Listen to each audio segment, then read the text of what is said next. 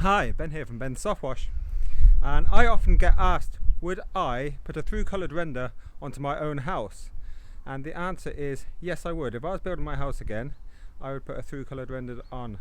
The reason being, once you know how to maintain these renders, you don't have to paint them and they look fantastic. Especially if you look at this render here behind me, look how it glistens in the sun. It's absolutely beautiful. So if you're considering having a through coloured render put onto your property, if you're building or renovating or extending, then yes, I would. And the reason I would is because I know how to maintain them.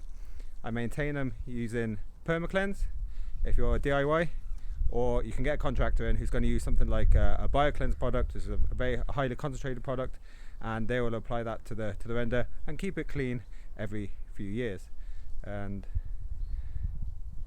you never have to paint. So thanks for watching. Please like and subscribe, and we'll see you on the next job.